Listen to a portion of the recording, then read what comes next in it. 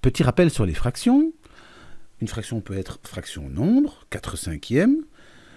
Il y a un numérateur, le 4, et un dénominateur, le 5. Ça signifie que si je prends une figure, je la partage en 5 avec le dénominateur, donc le 5 m'indique le nombre de morceaux qu'on en fait, et le 4 le nombre de morceaux que l'on prend, le numérateur.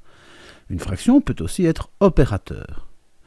4/5 des élèves de la classe sont présents, ça veut dire que 20, je vais le diviser en 5, puis le multiplier par 4, ou je fais l'inverse, je le multiplie par 4 et je le divise par 5. C'est de toute façon prendre 4/5 des 20. Voilà pour ce petit rappel. Voyons maintenant un peu les différents cas. Une fraction multipliée par un entier, par un nombre. Julien a mangé 3 fois 1/8 de tarte. Voilà, j'ai représenté 3 morceaux de tarte. Si je représente ma tarte coupée en 8, il y a 3/8. Et c'est 3 fois 1/8. Ça donne 3/8. Ça signifie quoi? Ça signifie que le nombre entier multiplie le numérateur. 3 fois 1/8, 3/8.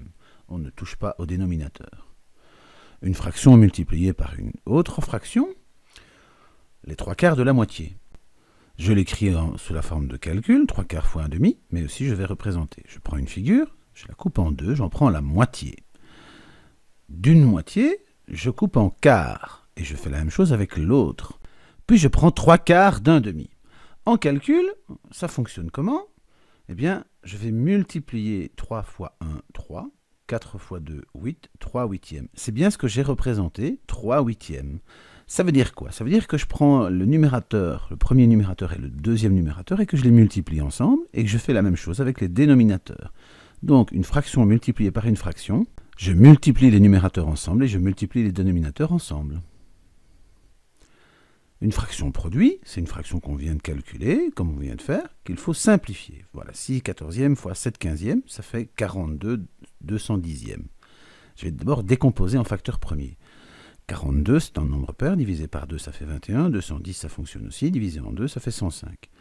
Puis je vais diviser en 3. 21 divisé en 3, ça donne 7. 105 divisé en 3, ça donne 35. Je vois qu'ils sont tous les deux dans la table de 7, je vais diviser par 7. 7 divisé par 7, ça fait 1. 35 divisé par 7, ça fait 5. Et maintenant, je vais achever mon 5. 1 divisé par 5, ça ne fonctionne pas. Et 5 divisé par 5, ça donne 1. J'ai fini ma décomposition. Je regarde les nombres communs. Les nombres premiers communs. J'ai le 2, le 3 et le 7. 2 fois 3 fois 7, ça fait 42. Je vais pouvoir diviser 42 et 210 par 42. 42 divisé par 42, j'ai la réponse tout simple, ça donne 1.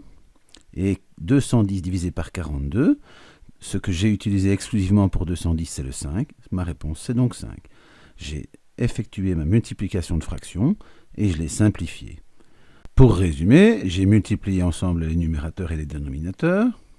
Puis j'ai fait une décomposition en facteur premier, ce qui m'a donné le PGCD, qui m'a permis de diviser la fraction obtenue et d'obtenir une fraction irréductible. Et donc une réponse.